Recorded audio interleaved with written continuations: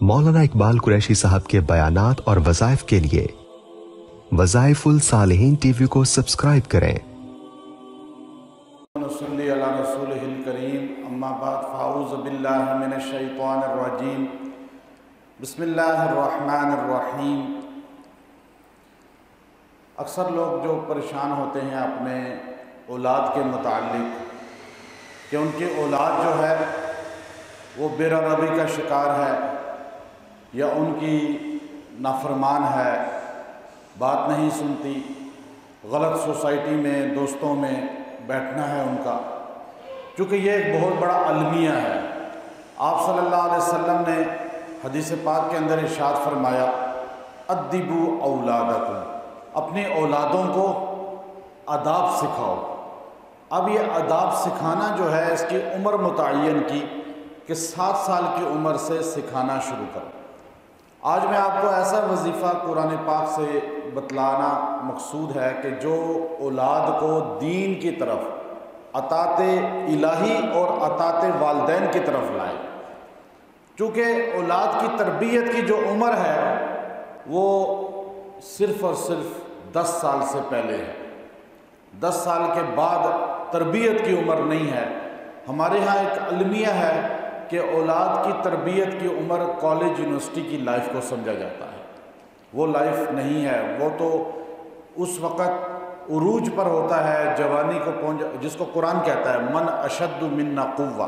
قرآن پاک نے جوانی جب انسان میں آتی ہے تو اس کی طرف اشارہ کرتے ہوئے فرمایا کہ انسان جب جوبن پہ جاتا ہے تو وہ کہتا ہے ہم سے طاقتور کون ہے، ہم سے عقل مند کون ہے، ہم سے زیادہ سمجھدار کون ہے۔ اب دیکھیں اولاد بھی جب بڑی ہو جاتی ہے، جوان ہو جاتی ہے، تو ماں باپ کو بیوقوف سمجھتی ہے، وہ سمجھتے ہیں ہم ہی عقل مند ہیں، ہم ہی زیادہ سیانے ہیں۔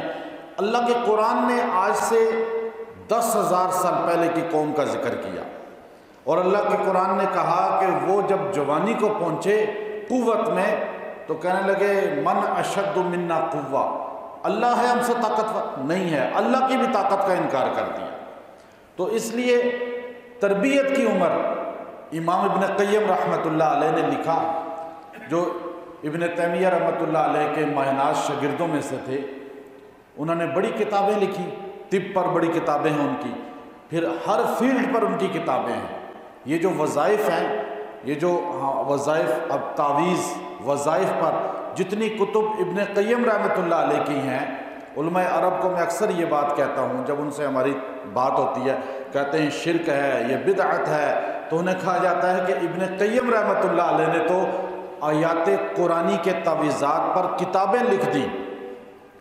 تو ابن قیم کو تو عرب کے علماء اپنا امام مانتے ہیں، ہر جمعے کے خطبے میں امام کعبہ بھی ان کا نام لیتا ہے، امام مسجد نبوی بھی ان کا نام لیتا ہے۔ تو اگر دم کرنا، تعویذ دینا شرک ہے تو ابن قیم سب سے بڑے نعوذ باللہ مشرک ہوئے، کیونکہ ان کی بے شمار کتب ہیں، میں دکھا سکتا ہوں، اور چھپی ہوئی ہیں، مارکیٹوں میں ملتی ہیں، عربی میں ہے بہت بڑی کتب کا ذخیرہ۔ تو ابن قیم بڑے اس چیز کے معالج تھے، جسے آپ روحانی معالج کہتے ہیں۔ وہ اس امت کے اگر دیکھا جائے تو سب سے بڑے معالج ابن قیم تھے رحمۃ اللہ علیہ۔ انہوں نے لکھا کہ جو بچہ شیر خوار ہوتا ہے، نابالغ ہوتا ہے، چھوٹا ہوتا ہے، پھر بڑا ہوتا ہے، 10 سال تک خالی کیسٹ ہے، وہ جو اس میں ریکارڈ کریں گے وہی نکلے گا۔ اب آپ اگر اس میں ریکارڈنگ جو کریں گے وہ چیز آپ کو ظاہر ہوگی۔